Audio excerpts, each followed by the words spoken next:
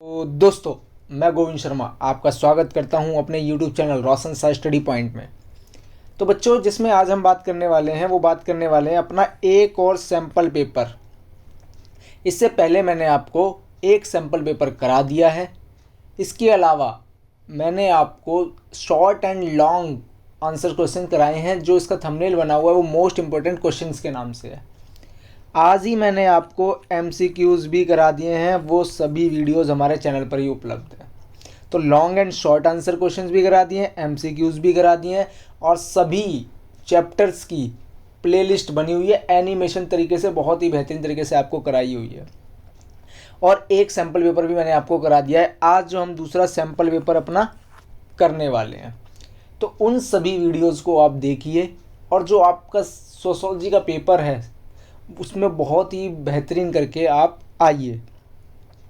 तो आइए शुरुआत करते हैं अपने सैम्पल पेपर 2 की। तो दोस्तों, जो ये सैम्पल पेपर मैंने लिया है अभ्यास प्रश्न पत्र, ये DOE दिल्ली की साइट से ही लिया है और उसी को हम सॉल्व करने वाले हैं। तो मैंने जो पहला सैम्पल पेपर कराया था उसमें मैंने आपको सारे सामान्य निर्देश बता दिए थे। उसमें मैंने आपको बता दिया था कि कौन सा किस तरीके से पेपर का पैटर्न रहेगा। तो आज मैं उसके ऊपर टाइम वेस्ट ना करते हुए डायरेक्ट क्वेश्चंस के ऊपर आता हूं और आप अपना मूल्यांकन कीजिए कि आपको कितने आ रहे हैं। ये प्रैक्टिस पेपर्स हैं जिससे आप अपने मूल्यांकन कर सकते हैं। तो आइए शुरू करते हैं। तो हमारे स्क्रीन पर आपको देखने को मिल रहा होगा खंड का प्रश्न नंबर 1, जिसमें अभिकथन और कारण। मैंने आपको बताया था कि अभिकथन और कारण को कैसे सॉल्व किया जाता है कि पहले अभिकथन पढ़िए और उसके बाद में देखिए क्योंकि उसमें लगाकर और आप कारण सही है या नहीं है। जैसे आपका विविधता शब्द असमानताओं के बजाय अंतरों पर बल देता है, बिल्कुल सही बात है। कारण कह रहा है क्योंकि जब हम ये कहते हैं कि भारत एक महान सांस्कृतिक विविधता वाला राष्ट्र है, तो हमारा तात्पर्य यह होता है कि यहाँ अनेक प्रकार के सामाजिक समूह एवं समुदाय निवास करते हैं। तो यानी कि हमें देख रहे हो कि क्योंकि के रिलेशन से कारण भी सही लग रहा है। तो इसका मतलब है जो इसका ऑप्शन नंबर ए है, ए और आर दोनों सही है और आर ए की सही व्याख्या करता है। फिर है हमारा क्वेश्चन नंबर 2 कि समाजशास्त्री सतीश सबरवाल ने औपनिवेशिक भारत में आधुनिक परिवर्तनों की रूपरेखा से जुड़े निम्नलिखित में से कौन से पहलुओं की विवेचना नहीं की है। इस नहीं को ध्यान रखना है। तो यानी कि सतीश सबरवाल ने, एक तो क्वेश्चन यहीं से बन जाएगा कि किस समाजशास्त्री ने औपनिवेशिक भारत में आधुनिक परिवर्तनों की रूपरेखा तैयार की है, तो वो की है सतीश सबरवाल ने। और उन्होंने इसके अंतर्गत 3 आपको पहलू बताए हैं। कौन कौन से? संचार का माध्यम बताया है, संगठनों के स्वरूप बताए हैं और आधुनिकता बताया है। तो यानी कि ये 3 पहलू सतीश सबरवाल जी ने बताए हैं। तो कौन सा नहीं बताया, क्योंकि यही पूछ रहा था नहीं, तो कौन सा नहीं बताया है? तो विचारों की प्रकृति उन्होंने नहीं बताया है, जो हमारा करेक्ट आंसर हो जाएगा। 3 पहलू बताए हैं और एक नहीं बताया है, वो है ऑप्शन नंबर सी, विचारों की प्रकृति उन्होंने नहीं बताई है। तो पेपर के अंदर 2 नंबर में भी क्वेश्चन आ सकता है कि सतीश सबरवाल ने कौन से आपको पहलू बताए हैं। तो वो 3 है आपके, संचार माध्यम, संगठनों के स्वरूप और आधुनिकता। आई होप आपको समझ में आ गया होगा। क्वेश्चन नंबर 3 है कि गांव में रहने वाले लोग सरकारी नौकरी जैसे डाकखाने में, शिक्षा विभाग में, कारखाने में कामगार या सेना की नौकरी करते हैं। उनकी जीविका ऐसे क्रियाकलापों चलती है। ऐसे क्रियाकलापों को क्या कहते हैं? कृषि कहते हैं, छोटे कहते हैं, अकृषि कहते हैं, बड़े कहते हैं। देखो यहाँ पर कोई खेती बाड़ी की बात नहीं की गई है, तो कृषि तो नहीं होगा। कोई छोटा काम नहीं है, नहीं हो सकता, ना बड़े से कोई रिलेशन है। तो ये कैसा काम है? अकृषि का है, यानी कि ऑप्शन नंबर सी इसका करेक्ट आंसर हो जाएगा। फिर है क्वेश्चन नंबर 4, भूमि सुधार की तीसरी मुख्य श्रेणी में भूमि की हदबंदी अधिनियम थे। मैंने आपको शॉर्ट एंड लॉन्ग आंसर में भी बताया और MCQs में भी आपको भूमि की हदबंदी बताई थी, और चैप्टर में तो बिल्कुल बताई थी, क्योंकि बहुत डिटेल में चैप्टर कराया हुआ है आपको। आसान भाषा में है, एनिमेशन तरीके से है, जो आपके बिल्कुल माइंड पर छप जाएंगे। तो इन कानून के तहत एक विशिष्ट यानी कि डैश के लिए जमीन रखने की उच्चतम सीमा तय कर दी गई। तो किसके लिए की गई थी? तो ये की गई थी ऑप्शन नंबर बी, परिवार के लिए। फिर है हमारा क्वेश्चन नंबर 5, मुंबई के लोगों को इनमें से कौन से आधार पर विभाजित नहीं किया जाता है, यानी कि जो हमारा औद्योगिकरण चैप्टर है उसी से रिलेटेड है ये। तो वे कहाँ रहते हैं, वे क्या खाते हैं, कितने कीमती कपड़े पहनते हैं, वे कहाँ से पढ़े हैं, ये 4 है। और वो पूछ रहा नहीं किया जाता है। तो देखो ये वे कहाँ रहते हैं इससे बिल्कुल फ़र्क पड़ता है मुंबई में, वे क्या खाते हैं इससे भी फ़र्क पड़ता है, वे कितने कीमती कपड़े पहनते हैं ये भी पड़ता है, लेकिन वे कहाँ से पढ़े हैं ये इतना ज़्यादा मैटर नहीं करता है। तो ऑप्शन नंबर डी इसका करेक्ट आंसर हो जाएगा। क्वेश्चन नंबर 6, आधुनिक काल में विशेष रूप से 19वीं सदी से जाति तथा व्यवसाय के बीच संबंध काफ़ी ज़्यादा कैसे हुए, मजबूत हुए हैं, ढीले हुए हैं, जटिल हुए हैं या सख्त हुए हैं। तो देखो सख्त तो नहीं हुए हैं, मजबूत भी नहीं हो गए, जटिल और ढीले। तो आज जो हमें देखने को मिलते हैं 19वीं शताब्दी में, तो वो कैसे मिल रहे हैं, हमें ढीले देखने को मिल रहे हैं। क्योंकि आज कोई भी जाति कोई भी व्यवसाय कर सकती है, स्वतंत्र है करने के लिए। आज नहीं पहचान सकते हैं कि कौन से जाति कौन से व्यवसाय कर रही है, जबकि पहले ये नियम बहुत ज़्यादा क्या होते थे, जटिल होते थे, बहुत ही ज़्यादा कठोर होते थे। तो फिलहाल आज इसमें ये देखने को नहीं मिल रहा है। तो ऑप्शन नंबर 20 का करेक्ट आंसर हो जाएगा। क्वेश्चन नंबर 7, आनुष्ठानिक रूप से सबसे ऊंची जाति डैश को धन संचय की अनुमति नहीं थी। तो सबसे ऊंची जाति यानी कि ब्राह्मण को धन संचय की अनुमति नहीं थी। 4 वर्ण थे आपके, ब्राह्मण, क्षत्रिय, वैश्य, शूद्र, ठीक है, जिसमें सबसे ऊपर ब्राह्मण थे और सबसे जो नीचे थे वो थे शूद्र। उन ब्राह्मण से नीचे क्षत्रिय, क्षत्रिय से नीचे वैश्य। वैश्य का काम क्या था, जो भरण पोषण काम कर रहे थे। फिर हमारा क्वेश्चन नंबर 8 कि जाति व्यवस्था का एक अत्यंत घृणित एवं दूषित पहलू है जो धार्मिक एवं कर्मकांडी दृष्टि से शुद्धता और अशुद्धता के पैमाने पर सबसे नीची माने जाने वाली जातियों के सदस्यों के विरुद्ध अत्यंत कठोर सामाजिक अनुशासनीय दंडों का विधान करता। तो किसके लिए बात कर रहा था, तो ये किसके लिए कर रहा था, शुद्धता, अशुद्धता, दंड, नहीं, ये तो तीनों चीज आ गई। तो ये किसके लिए बात करता था, ऑप्शन नंबर डी, अस्पृश्यता के लिए। फिर है क्वेश्चन नंबर 9, दोबारा से आ गया हमारा अभिकथन और कारण कि मैनेजर का मुख्य कार्य होता है कामगारों को नियंत्रित करना और उनमें अधिक काम करवाना। ये बात बिल्कुल सही है मैनेजर के लिए, क्योंकि कामगारों से अधिक कार्य करवाने के 2 तरीके होते हैं। क्या, पहला कार्यों के घंटों में वृद्धि कर दें और दूसरा निर्धारित दिए गए समय में उत्पादित वस्तु की मात्रा को बढ़ा दें। तो 2 ही तरीके से काम को ज़्यादा बढ़ाया जा सकता है, या तो घंटे बढ़ा दीजिए काम के, या फिर कम घंटों के अंदर उत्पादन ज़्यादा करवा लिया जाए। तो बिल्कुल दोनों ही सही बात है, इसी तरीके से नियंत्रण किया जाता है। तो ए और आर दोनों सही है और आर ए की सही व्याख्या भी करता है। तो ऑप्शन नंबर ए इसका करेक्ट आंसर हो जाएगा। कई बार आपको इन्हीं तरीके से हिंट दे दिए जाते हैं और क्वेश्चन पूछ लिया जाता है 2 नंबर में, तो इसका भी ध्यान रखना पेपर अटेम्प्ट करते टाइम। क्वेश्चन नंबर 10 है, उग्रवाद अपने आप में एक ऐसी अभिवृत्ति है जो अपने समूह को ही वैध या श्रेष्ठ मानती है और अन्य समूह को निम्न, अवैध अथवा विरोधी समझती है। कल ही मैंने आपको एमसीक्यू जो लॉन्ग एंड शॉर्ट आंसर जब कराए थे तो उसमें मैंने आपको बताया था ये किसकी बात है। तो ये हम बात करते हैं संप्रदायवाद की, क्योंकि संप्रदायवाद में ही वो सिर्फ अपने धर्म को श्रेष्ठ मानते हैं, बाकी जो अन्य धर्म है उसको निम्न या अवैध मानते हैं। तो ऑप्शन नंबर डी इसका करेक्ट आंसर हो जाएगा। अगर आपको वीडियो अच्छी लग रही है और समझ में आ रही है तो चैनल को सब्सक्राइब कीजिए, वीडियो को लाइक कीजिए और ज़्यादा से ज़्यादा शेयर कीजिए। आपके इन्हीं चीज़ों से हमें मोटिवेशन मिलता है बहुत ज़्यादा और अच्छा लगता है कि हम आपके लिए ऐसे ही मेहनत करें और बढ़िया बढ़िया वीडियोज़ बनाएं। तो आइए क्वेश्चन नंबर 11 हमारे स्क्रीन पर दिख रहा है कि सरकार डैश कंपनियों के अपने हिस्सों को निजी क्षेत्रों की कंपनियों को बेचने का प्रयास कर रही है, उसे विनिवेश कहा जाता है। तो विनिवेश क्या होता है, जब सरकारी जो कंपनियां होती हैं अपने हिस्सेदारी बेच देती हैं निजी कंपनियों को, तो सरकारी कंपनियों को हम क्या बोलते हैं, सार्वजनिक। ऑप्शन नंबर ए इसका करेक्ट आंसर हो जाएगा। तो सार्वजनिक कंपनियों के अपने हिस्सों को बेच रही हैं। क्वेश्चन नंबर 12, अभिकथन और कारण कि सामाजिक संसाधनों तक असमान पहुंच की पद्धति ही साधारणतः सामाजिक विषमता कहलाती है। कारण कह रहा है क्योंकि कुछ सामाजिक विषमताएं व्यक्तियों के बीच स्वाभाविक भिन्नता को प्रतिबिंबित करती हैं। तो बिल्कुल सही बात है, इसीलिए सामाजिक विषमता हमें देखने को मिलती है। तो यानी कि ऑप्शन नंबर ए और आर दोनों सही है और आर ए की सही व्याख्या भी करता है। फिर हमारा क्वेश्चन नंबर 13, अभिकथन और कारण, औद्योगिकरण का संबंध यांत्रिक उत्पादन के उदय से है जो शक्ति के गैर मानवीय संसाधनों जैसे वाष्प या विद्युत पर निर्भर करता है। बिल्कुल सही बात है, औद्योगिकरण में हम हाथों पर निर्भर ना होकर क्या होते हैं, मशीन पर निर्भर हो जाते हैं। कारण, ब्रिटेन औद्योगिकरण से गुजरने वाला पहला समाज था। बिल्कुल सही बात है, ये भी सही है। तो ए और आर दोनों सही और सही व्याख्या भी करता है। ए ऑप्शन इसका करेक्ट हो जाएगा।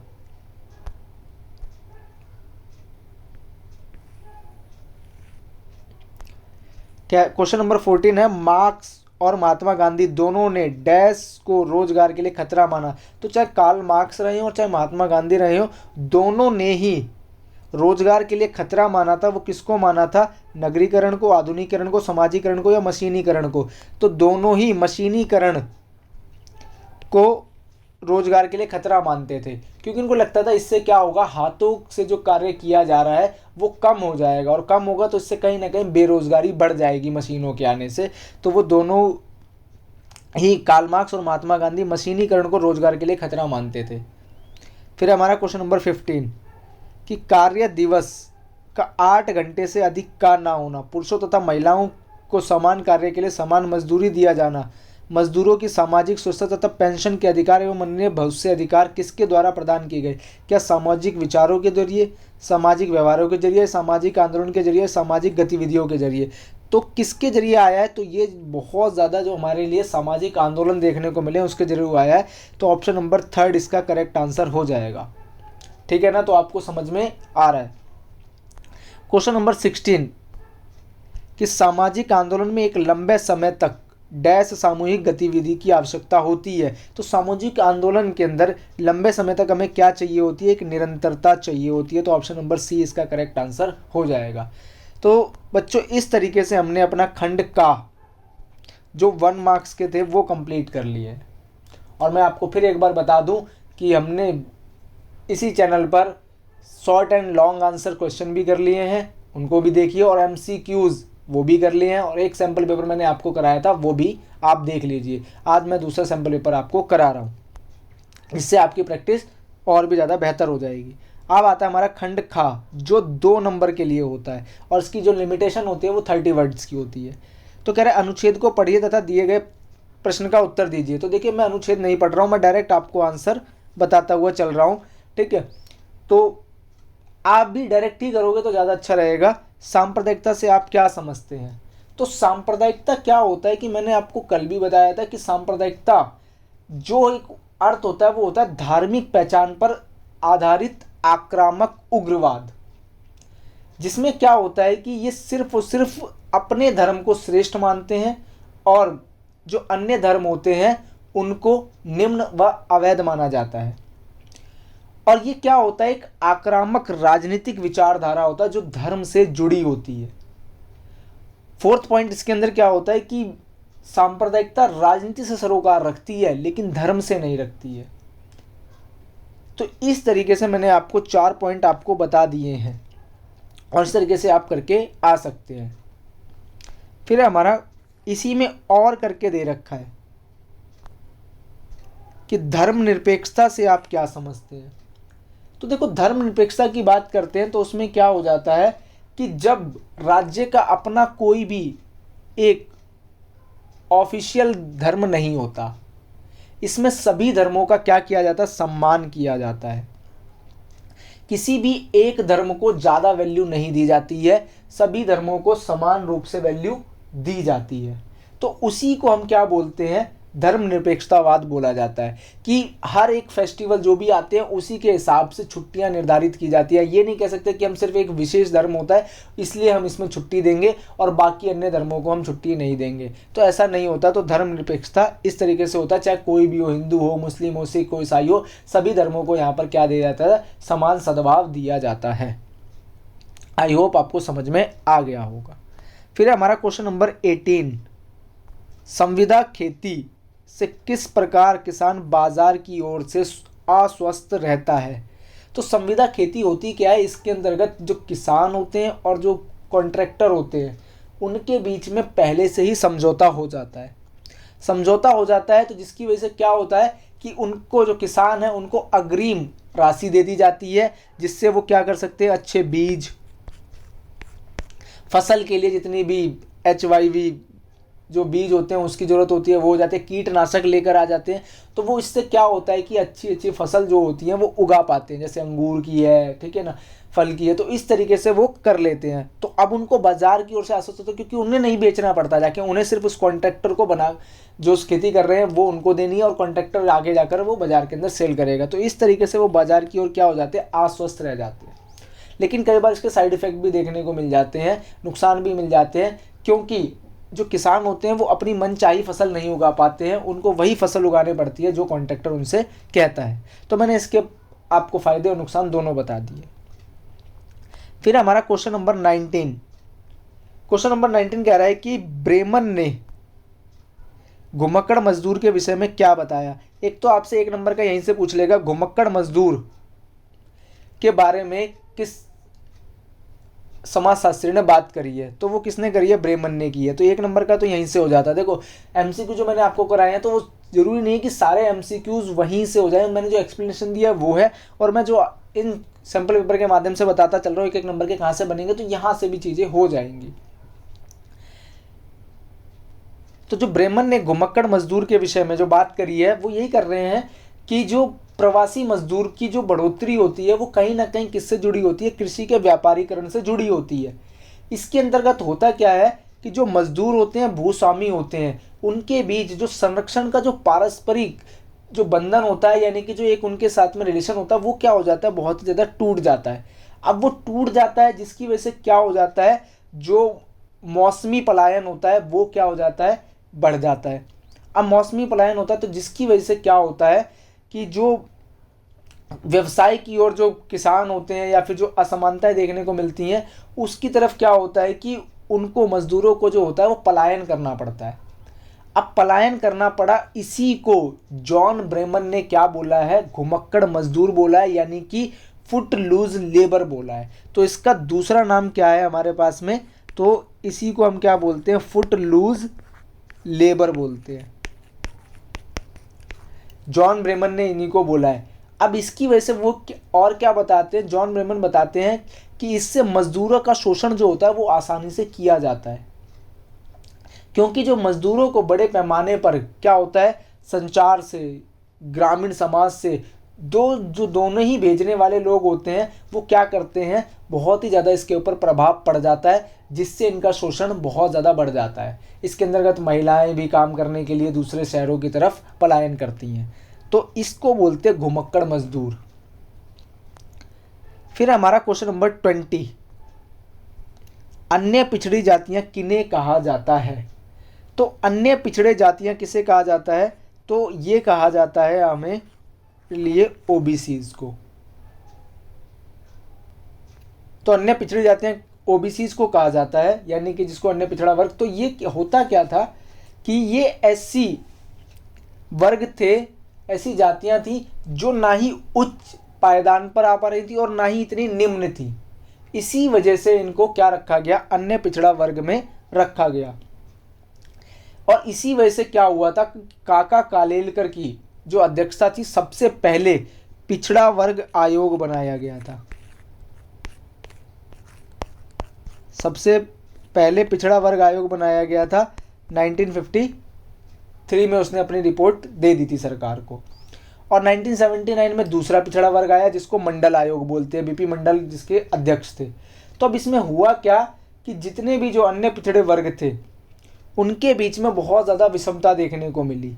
जैसे इसमें एक ओबीसी का जो वर्ग था, ठीक है ना, जो ना ही ज़्यादा धनी किसान थे और ना ही वो गरीबी रेखा से नीचे आ रहे थे। तो यानी कि जो बीच के सिस्टम आ गया था, ना ही इतने गरीब हैं और ना ही इतने अमीर हैं। तो इसी वजह से इनको क्या रखा गया, अन्य पिछड़ा वर्ग में रखा गया। और क्या हो रहा था, जितने भी इसके अंतर्गत जिसमें सेवा करने वाले लोग थे, शिल्पी जातियां थी, उन्हीं लोगों को इसमें शामिल कर लिया गया था, जो शैक्षणिक और आर्थिक रूप से क्या हुए थे, पिछड़े हुए थे। फिलहाल इनको 27% क्या दे दिया गया है, आरक्षण दे दिया गया शिक्षा संस्थानों में और नौकरियों में। तो ये मैंने आपको अन्य पिछड़ा वर्ग बता दिया है। यहाँ पर 2 नंबर में पूछा गया, मैं आपको जो भी बता रहा हूँ वो कहीं ना कहीं 4 नंबर 6 नंबर के हिसाब से बताता हुआ चल रहा हूँ, कि पेपर में कैसा भी क्वेश्चन आ जाए, आप मेरे स्टूडेंट्स हो, आप बहुत बढ़िया करके आने वाले हो पेपर में, कहीं से भी आ जाएगा, आप बढ़िया करके आ जाओगे। फिर है क्वेश्चन नंबर 21 कि काम पाने के लिए लोग कौन कौन से माध्यम का प्रयोग करते हैं। तो देखो, काम पाने के लिए लोग जो प्रयोग करते हैं वो करते हैं समाचार पत्रों का। समाचार पत्रों में का यूज देखते हैं तो वहां से हो जाता है।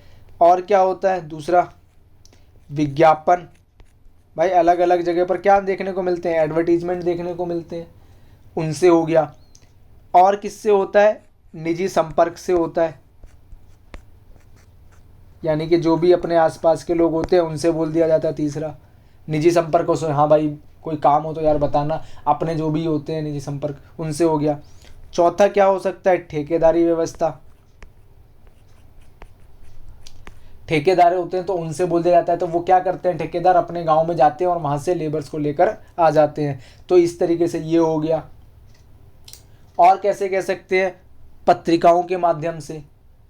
और रोजगार कैसे पाया जा सकता है, स्वरोजगार, सेल्फ एम्प्लॉयमेंट, कि हमें नौकरी नहीं करनी, हम अपना ही काम स्टार्ट कर देते हैं, तो वो चीज़ इसमें आ जाती है।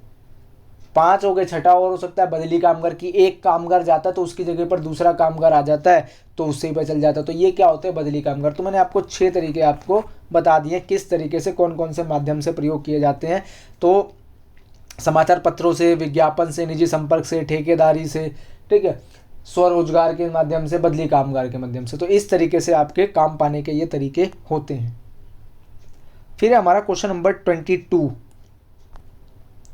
अधिकांश समाजों की तरह भारत में भी सामाजिक भेदभाव तथा बहिष्कार चरम रूप में पाया जाता है। बिल्कुल सही बात है। इसे समाप्त करने के लिए क्या करना चाहिए, तो समाप्त करने के लिए क्या कर सकते हैं हम कि भेदभाव मिटाया जा सके। तो देखो, सबसे पहला जो काम होता है वो है शिक्षा।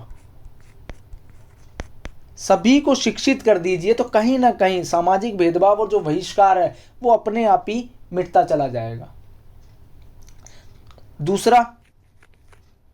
दूसरा होता है आरक्षण के माध्यम से। भाई जिनके साथ में भेदभाव हुआ है तो वो समाज में काफी निचले पायदान पर आ चुके हैं, तो अब उनको समाज में ऊपर उठाने के लिए क्या कर दी जाए, आरक्षण की व्यवस्था कर दी जाए। नौकरियों में, शिक्षा संस्थानों में, जैसा सरकार ने कर भी रखा है, तो उससे कहीं ना कहीं जो सामाजिक भेदभाव और बहिष्कार है वो धीरे धीरे कम भी होता चला जा रहा है। तीसरा क्या कर सकते हैं, विधान मंडलों में प्रतिनिधित्व देकर, यानी कि जो भी हमारे लेजिस्लेचर है उसके अंतर्गत प्रतिनिधित्व दे दिया जाए, उनके अंतर्गत इनको सीटें दे दी जाए तो भी हो सकता है।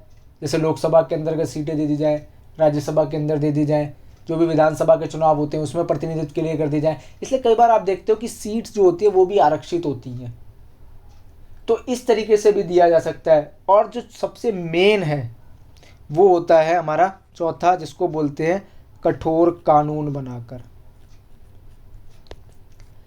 तो कठोर कानून बनाकर कि जहां पर भी भेदभाव ये सब देखने को मिल रहा है, वो भेदभाव चाहे लिंग आधारित हो चाहे जाति आधारित हो, उसके लिए कठोर कानून बनाने चाहिए। और ऐसा बने भी हैं, जैसे अस्पृश्यता विरोध कानून है, अनुसूचित जाति जनजाति अधिनियम है। तो इस तरीके से कानूनों के जरिए ही कहीं ना कहीं इसको कम किया गया है। तो 4 कारण बताएं, और 5वां कारण जो आता है वो आता है जागरूकता, कि लोगों को कानूनी रूप से आप समझा सकते हैं, सामाजिक रूप से समझाने के लिए उनके अंदर जागरूकता आनी चाहिए। तो ये 5 कारण हैं, जिसमें आप चाहो तो आपके विचार में, आपके दिमाग में कोई आ रहा हो तो आप वो भी ऐड ऑन कर सकते हैं। मैंने आपको 5 कारण बता दिए जिससे सामाजिक भेदभाव मिटाया जा सकता है। फिर है हमारा क्वेश्चन नंबर 23 कि निम्न का अर्थ बताइए। तो निम्न का अर्थ बताइए, जिसमें वो पहले बात कर रहा है पूर्वाग्रह और दूसरा रूढ़ धारणाएं। तो देखो, पूर्वाग्रह जिसमें क्या होता है कि एक समूह के सदस्यों द्वारा दूसरे जो समूह के सदस्य होते हैं उसके लिए पहले से ही एक धारणा बना लेना, एक विचार बना लेना, उसको बोलते हैं पूर्वाग्रह। यानी कि पूर्व का मतलब ही क्या होता है, पहले, और आग्रह यानी कि एक ऐसी विचारधारा पहले से ही बना लेना, उसको हम बोलते हैं पूर्वाग्रह। ऐसे ही आती है रूढ़ धारणाएं। रूढ़ धारणाएं जिसमें क्या कह सकते हैं कि ऐसे लोक विश्वास होते हैं जिसमें जो भावनाएं होती हैं वो कहीं ना कहीं समूह द्वारा स्वीकृत होती हैं, उसी को हम रूढ़ धारणाएं कहलाते हैं। जैसे होता क्या, ज़्यादातर महिलाओं के लिए, जितने भी आपके निर्जातीय समूह हैं उनके लिए यूज किया जाता है, ठीक है। जैसे क्या एक रूढ़ धारणा बनाए कि महिलाएं ये काम नहीं कर सकती, ये पहले से ही बना रखा है, ठीक है ना।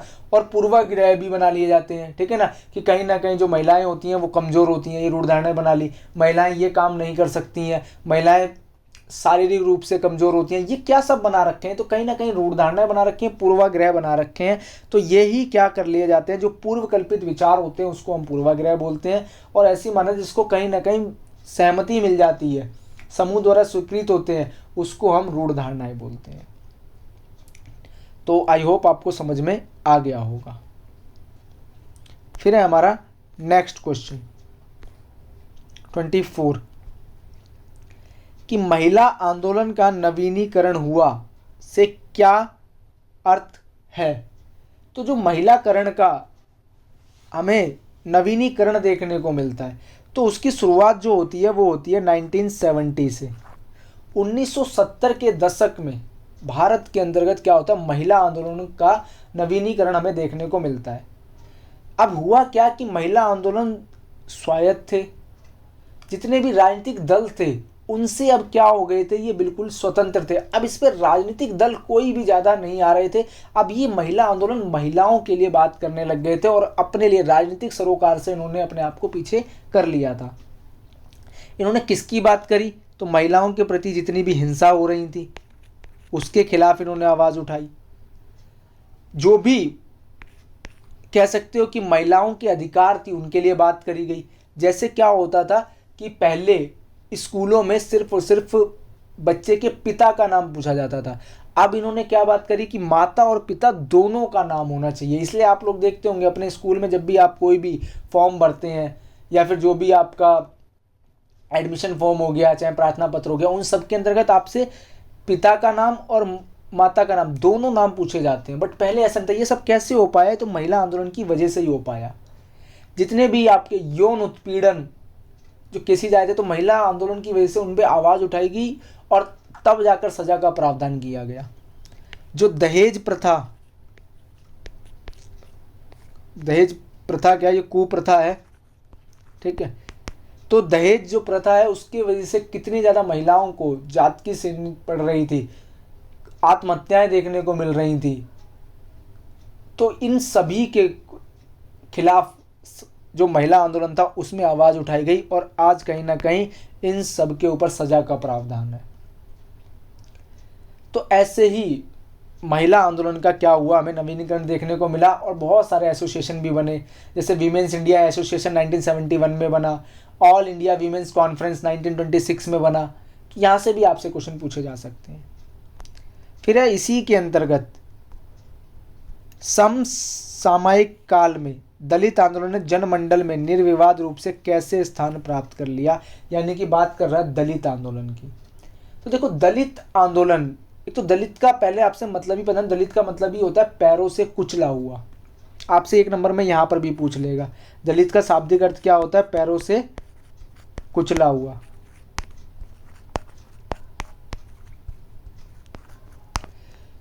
ये शाब्दिक अर्थ है। अब दलित आंदोलन में क्या हुआ, जिसमें दलित शब्द की बात करें तो मराठी है, हिंदी है, गुजराती है, जितने भी हमारे पास में अन्य जो रूप होते हैं पहचान, उसके अंतर्गत क्या हो गया, ये एक अपनी पहचान बनाने का संघर्ष देखने को मिला। इसमें बात किसकी करी गई, तो इन्होंने बात करी जो समानता की बात करी। भाई दलित आंदोलन में किसकी बात कर रहे हैं, समानता की बात कर रहे हैं। और किसकी बात कर रहे हैं, अपने आत्मसम्मान की बात कर रहे हैं। और क्या बात कर रहे हैं, जो भी इनके साथ में छुआछूत, जिसको हम अस्पृश्यता भी कहते हैं, उसके खिलाफ इन्होंने आवाज़ उठाई। तो उसके खिलाफ आवाज़ उठाई और फिर उसी को उन्होंने बोला कि इन सब चीज़ों को ख़त्म कर दिया जाए। तो इस तरीके से क्या हुआ था, दलित आंदोलन ने अपना एक जनमंडल के रूप में निर्विवाद रूप से अपना स्थान ग्रहण कर लिया।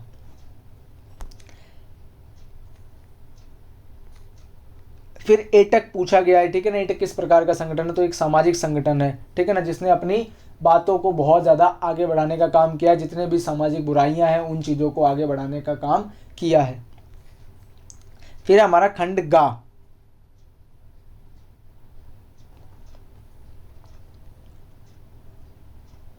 तो देखो मैं चलो एटक आपको बता देता हूं।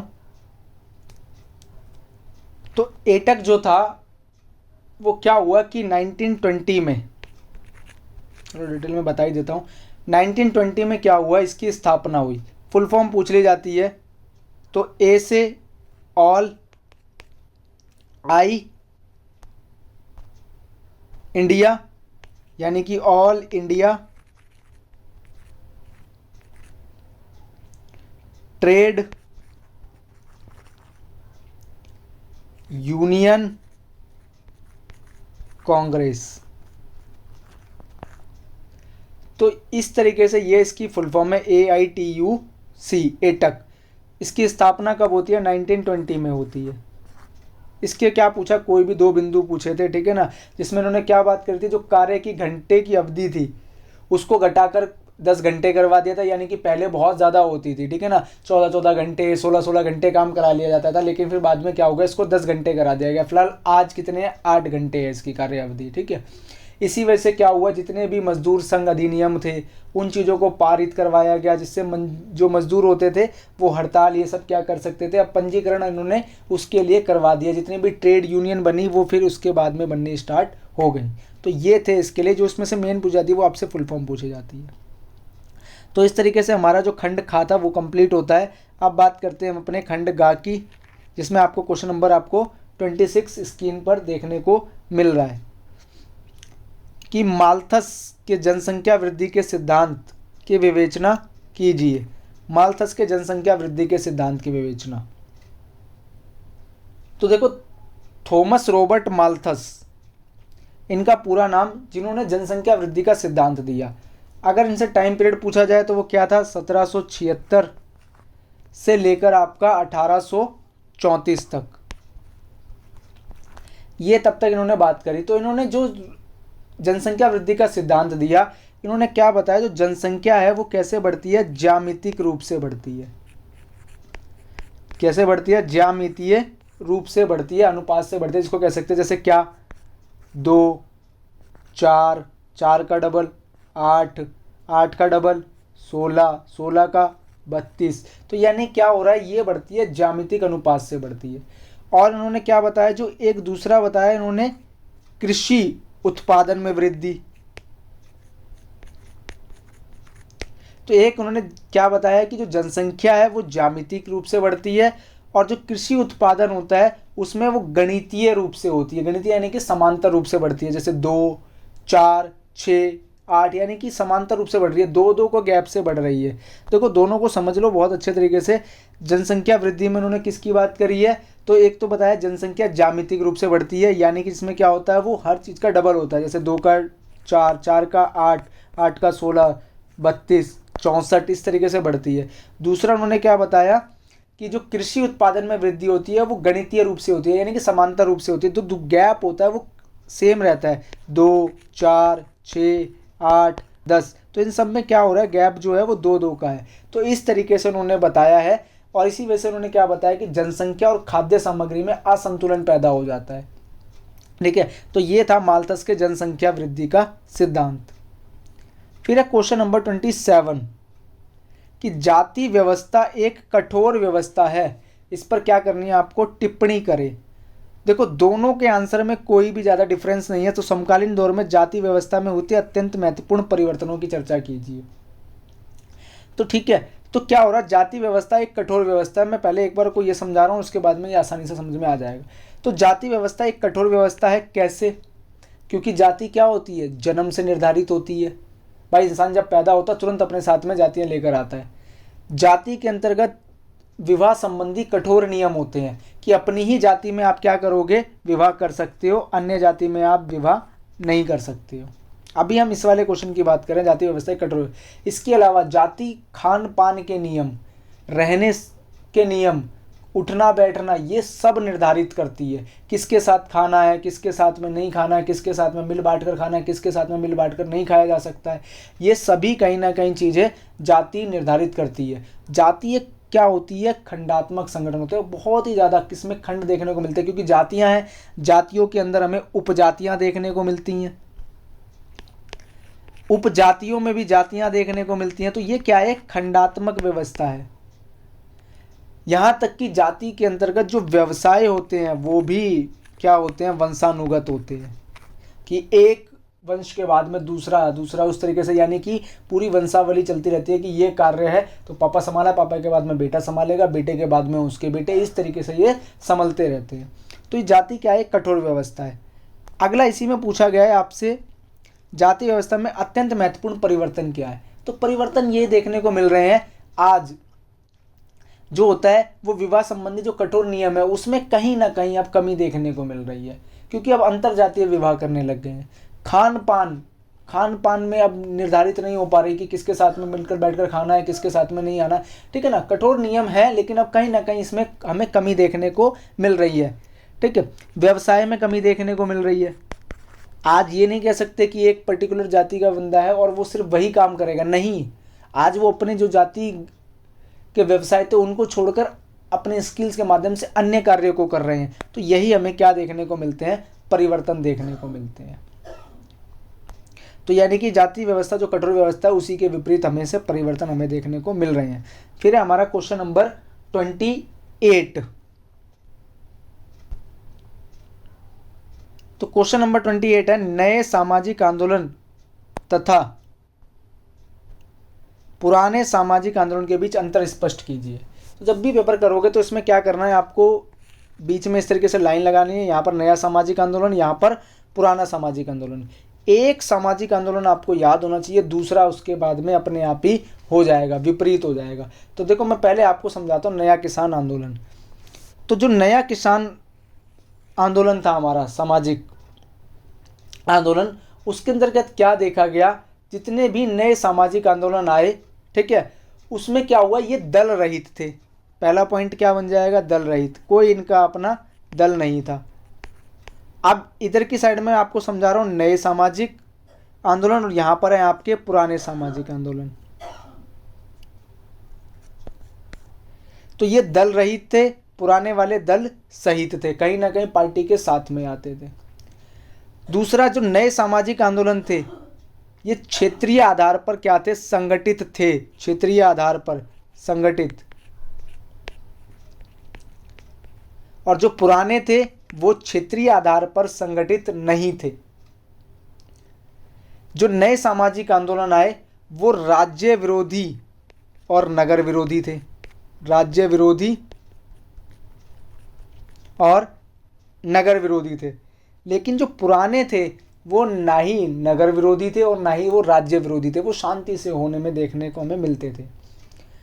जो नए सामाजिक आंदोलन देखने को मिले, इसमें क्या देखने को मिला कि ये लोग सड़क, रेल मार्ग, चक्का जाम, भारत बंद, इन सभी चीज़ों का कहीं ना कहीं सहारा लेने लग गए।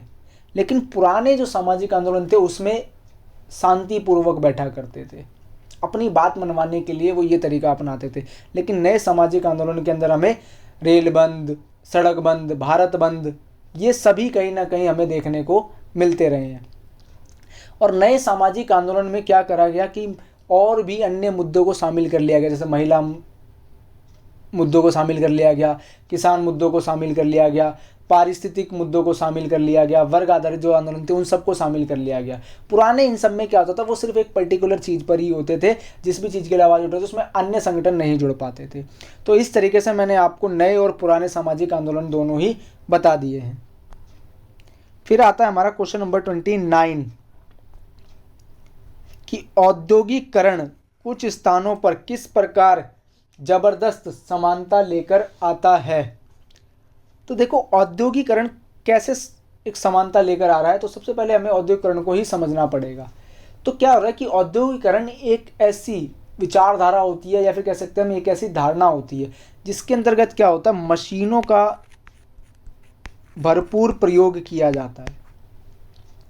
बड़े बड़े उद्योग लगाए जाते हैं, मशीनें लगाई जाती हैं, जिसके अंतर्गत क्या होता है, श्रम यानी कि जो लेबर होती है उनकी सहायता ली जाती है और कार्यों को विभाजित कर दिया जाता है। सभी के कार्य क्या होते हैं, बांट दिए जाते हैं। यहाँ तक कि बताया जाता है कि जो एक श्रमिक जिसका कार्य होता है एक छोटा पुर्जा बनाने का, वो सिर्फ वही कार्य करेगा, दूसरा कार्य नहीं करते। सभी के कार्य क्या होते हैं, निर्धारित होते हैं, पहले से विभाजित होते हैं।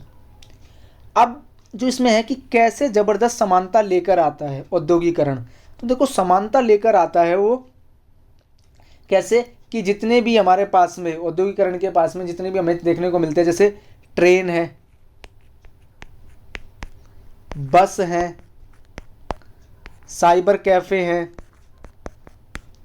इन सभी के अंतर्गत हमें क्या देखने को मिलता है, कोई भी जातिगत अंतर देखने को नहीं मिलता, क्योंकि औद्योगिकरण है और औद्योगिकरण से यहाँ पर जातिगत जो विभेद है उसको महत्व नहीं दिया जाता, जबकि इनको कैसे दिया जाता है, योग्यता के आधार पर। जो भी योग्य हो, चाहे वो किसी भी जाति से हो, उसको काम मिल जाएगा। उसकी योग्यता, उसके अंदर कितनी स्किल्स हैं, उसके बिहाफ पर काम मिल जाएगा।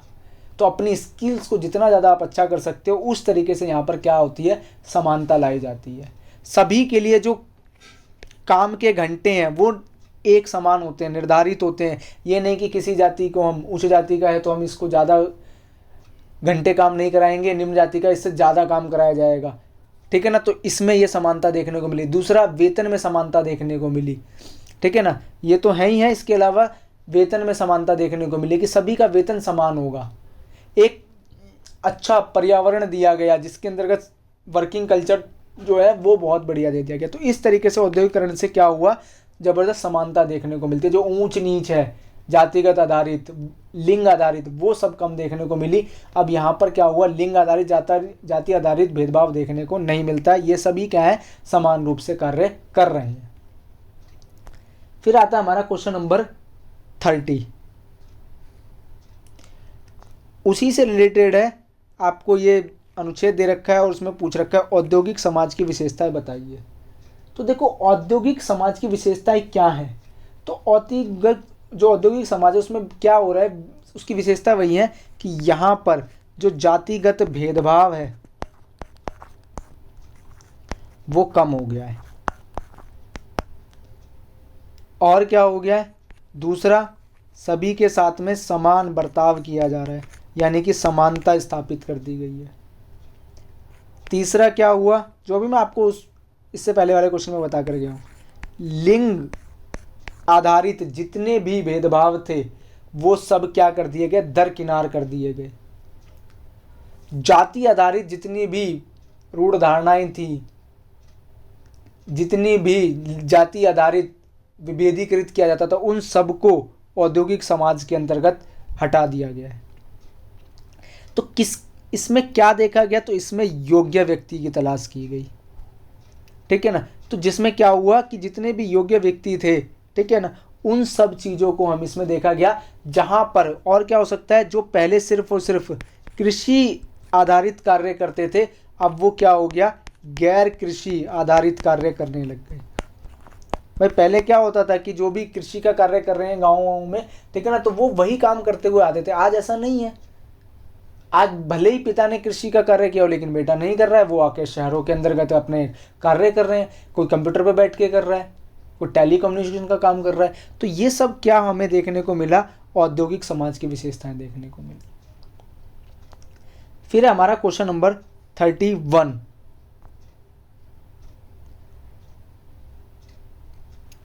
तो क्वेश्चन नंबर 31 कह रहा है जाति और पंथ निरपेक्षीकरण पर अपने विचार लिखें।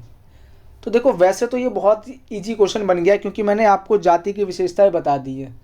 पंथ निरपेक्षीकरण, जिसको धर्म निरपेक्षीकरण भी कहते हैं, तो ये भी मैंने आपको बता दिया है ऊपर, ठीक है। तो होने के लिए तो बहुत आसानी से ये हो जाएगा, और दोनों के बारे में लिख दो और हो जाएगा, ठीक है।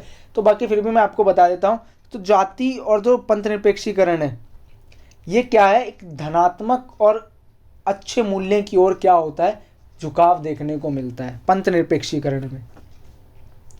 इसके अलावा यहाँ पर और क्या होता है, जितने भी मूल्य होते हैं, समूह होते हैं, संगठन होता है, उनका जो चयन होता है वो जन्म के आधार पर ना होकर इच्छा के आधार पर किया जाता है। पंथ निरपेक्षीकरण में यही बताया था कि जिसमें क्या होता है कि सभी धर्मों को समान आदर सम्मान दिया जाता है, ठीक है। और जाति में क्या होता है, जन्म के आधार पर की जाती है। तो एक तरफ जाति लिखनी है, एक तरफ में आपको पंथ निरपेक्षीकरण है। जाति जन्म आधारित होता है, पंथ निरपेक्षीकरण जन्म के आधार पर, इसमें कोई भी बल नहीं दिया जाता है। जाति एक कठोर व्यवस्था है, पंथ निरपेक्षीकरण जिसको कह सकते हो कि लचीली व्यवस्था है। और जितना भी आधुनिक समाज है वो कहीं ना कहीं धर्म निरपेक्ष या पंथ निरपेक्षीकरण ही देखने को मिलता है। भारत भी एक सेक्युलर स्टेट है, पंथ निरपेक्ष राज्य है। तो अब होता क्या है, कई बार जाति और पंथ निरपेक्षीकरण, इसमें क्या हो जाता है कि जाति का पंथ निरपेक्षीकरण कर दिया जाता है। जरा उस कॉन्सेप्ट को समझना क्या कह रहा हूँ, कि जाति का क्या कर दिया जाता है, पंथ निरपेक्षीकरण कर दिया जाता है। कैसे कि जाति आधारित जितनी भी संस्थाएं होती हैं उसी तरीके से फिर राजनीतिक पार्टियों का संगठन बना लिया जाता है, जाति आधारित राजनीतिक पार्टी, जाति आधारित राजनीतिक जितने भी संस्थाएं होती हैं वो हो गई। अब वो क्या करती हैं, जाति आधारित अपने प्रत्याशी को खड़ा करती हैं, कैंडिडेट को खड़ा करती हैं। अब उसी के ब्याह पर क्या मांगते हैं वो इलेक्शन में, वोट मांगते हैं। तो ये क्या होता है, जाति आधारित वोट मांग लिए जाते हैं। और एक समूह द्वारा दूसरे समूह पर, यानी फिर कह सकते हो कि अपने जो समूह होते हैं उस पर दबाव बनाया जाता है, अधिकारों का दावा किया जाता है कि हम आपका भला करेंगे, ठीक है ना। तो इस तरीके से क्या होता है, जाति और पंथ निरपेक्षीकरण का समावेशन देखने को हमें मिलता है। फिर है हमारा क्वेश्चन नंबर 32 कि मजदूरों के पलायन करने के 4 कारण बताइए। ये 4 कारण पूछ रहा है, इसमें आपके मन में बहुत सारे भी कारण आ सकते हैं। मजदूर क्यों पलायन कर रहे हैं? नंबर 1, रोजगार की तलाश में। पापी पेट कहीं से भी कहीं पहुंचाया जा सकता है। जहां पर भी रोजगार के साधन उपलब्ध नहीं होंगे तो क्या होता है, मजदूर दूसरे राज्यों की ओर पलायन कर देते हैं। पहला, रोजगार के लिए। दूसरा, शिक्षा, उत्तम शिक्षा व्यवस्था, अच्छी स्वास्थ्य व्यवस्था, इसके लिए भी क्या कर दिया जाता है, पलायन कर दिया जाता है। तीसरा कह सकते हैं असुरक्षा। भाई जिस राज्य में, जिस भी देश में असुरक्षा का माहौल होगा वो क्या कर देंगे, वहां पर मजदूर क्या कर देंगे, पलायन कर देंगे। जहां पर भी असुरक्षित माहौल होगा वहां से पलायन कर दिया जाएगा। और क्या हो सकता है, चौथा हो सकता है गृह युद्ध। भाई जिस भी देश में, जिस भी स्टेट में कहीं पर भी गृह युद्ध होगा वहां से क्या कर दिया जाएगा, पलायन कर दिया जाएगा। मजदूर पलायन करेंगे जहां पर भी काम की व्यवस्था बढ़िया नहीं होगी, क्योंकि गृह युद्ध होगा तो वहां पर काम नहीं होगा, काम नहीं होगा तो वो आगे पलायन करेंगे, ठीक है। तो इन सब जगहों से क्या होता है, मजदूर पलायन करते हैं, एक राज्य से दूसरे राज्यों में जाते हैं। फिर है हमारा खंड घ, जो आपको क्या दे रखा है, चार्ट दे रखा है। तो ये चार्ट किसमें है, देखो इसमें क्या दे रखा है, जन्म दर और मृत्यु दर है 1901 से लेकर 2017 तक। और इसमें जो ध्यान रखना है वो ये ध्यान रखना है, जो ये रेड वाली दे रखी है ये तो दिखा रही है मृत्यु दर को, और जो ये ब्लू वाली है, ये ब्लू वाली ये क्या दिखा रही है, ये दिखा रही है जन्म दर को। तो ब्लू जन्म दर, रेड आपका मृत्यु दर को शो कर रहे हैं। अब इसी के ब्याह पर आपसे क्वेश्चन पूछा जाता है। तो देखो पहला है, चार्ट 1 में क्या दर्शाया गया है, तो चार्ट 1 में क्या दिखाया गया है, भारत में जन्म दर और मृत्यु दर के आंकड़े दिखाए गए हैं। क्वेश्चन नंबर 2 कह रहा है कि 1931 से पहले मृत्यु दरें और जन्म दरें दोनों उच्च थे, जबकि इस संक्रमण वर्ष क्षण के बाद मृत्यु दरों में तेजी से गिरावट आई, लेकिन जन्म दर में केवल थोड़ी सी गिरावट आई। तो जरा देखो 1931 से पहले कह रहा है, तो यहाँ पर है ये 1931, तो यानी कि बात कर रहा है इन तीनों की, इससे पहले की बात कर रहा है। तो यहाँ पर कह रहा है कि जन्म दर और मृत्यु दर काफ़ी ज़्यादा ऊंची थी, लेकिन इसके बाद में मृत्यु दर में तो कमी दिखी, जन्म दर में ज़्यादा कमी नहीं दिखी। इसके पीछे का कारण क्या है, तो इसके पीछे का कारण क्या देखने को मिल रहा है, क्योंकि जो मृत्यु दर के पीछे क्यों मृत्यु दर हो रही थी, क्योंकि उस टाइम पर हमारे पास में स्वास्थ्य जो सुविधाएं थी वो अच्छी नहीं थी, लोग बीमारियां थी, महामारियां थी, जिसकी वजह से क्या होता था, उनको सफल इलाज नहीं मिल पाता था, इलाज नहीं मिल पा रहा था, जिसकी वजह से उनकी क्या हो जाती थी, मृत्यु हो जाती थी।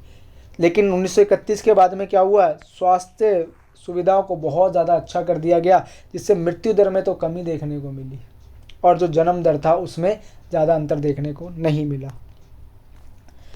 फिर आपसे पूछ रखा है महामारी से आप क्या समझते हैं, आपसे क्या पूछ रखा है, महामारी से आप क्या समझते हैं। तो देखो महामारी क्या होती है, जब किसी भी क्षेत्र में, किसी भी एरिया में जो व्यापक रूप से लोगों को समाप्ति की ओर ले जाती है, जब वो एक व्यक्ति से दूसरे व्यक्ति में और ज़्यादा फैलती चली जाती है, जिसका इलाज हमें जल्दी नहीं मिलता है, उसको बोलते हैं महामारियाँ, जो जानलेवा होती हैं। जैसे क्या है आपकी मलेरिया, ये आज भी हैं। मलेरिया है, आपकी क्षय रोग है, क्षय रोग जिसको आप क्या बोलते हो, टीबी। इसके अलावा पेचिस, डायरिया, दस्त, ये सभी आज भी जानलेवा बीमारियां हैं। अभी क्या आ गई थी, कोरोना महामारी आई थी, तो कोरोना भी क्या थी, एक महामारी थी। प्लेग महामारी, ये सब क्या है, महामारियां थी। आई होप आपको समझ में आ गया होगा। फिर हम बात करते हैं क्वेश्चन नंबर 34 की, जो आपको एक अनुच्छेद दे रखा है और उसके व्याप पर क्वेश्चन पूछ रखे हैं। पेपर में आप अनुच्छेद पढ़ सकते हैं, टाइम होगा आपके पास में, ठीक है ना, एक बार जरूर देख लें। तो इसमें पूछ रखा है समलैंगिक प्यार से आप क्या समझते हैं और आप इसे कैसा मानते हैं। तो समलैंगिक प्यार क्या होता है, दो एक समान लिंग के लोग, उनके बीच में जो भी संबंध होते हैं उसी को हम बोलते हैं समलैंगिक प्यार।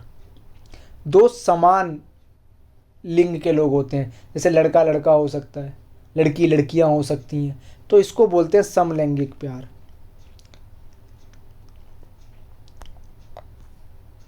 इसमें पूछा गया है फिर आपका सेकंड क्वेश्चन, आकार के आधार पर परिवार के प्रकार बताइए। तो आकार के आधार पर हमारे पास दो प्रकार हैं, जिसको क्या बोलते हैं, एक है हमारा एकल परिवार और दूसरा संयुक्त परिवार।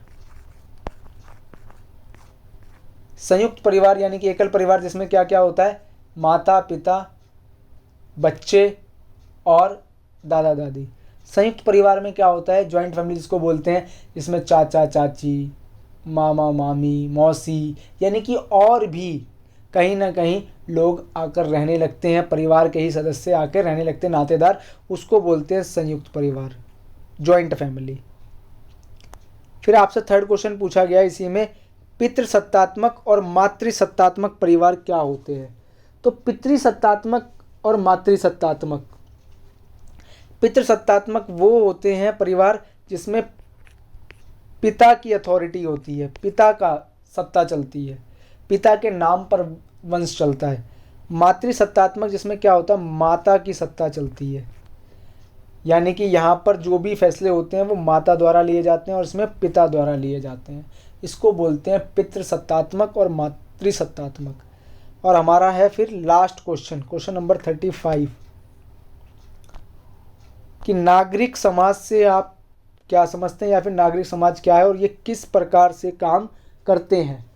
तो देखो, नागरिक समाज क्या होता है कि उस व्यापक कार्य क्षेत्र को कहा जाता है जो परिवार के अंतर्गत निजी क्षेत्र से परे होता है, उससे बहुत ही ज़्यादा अलग होता है, लेकिन राज्य और बाजार,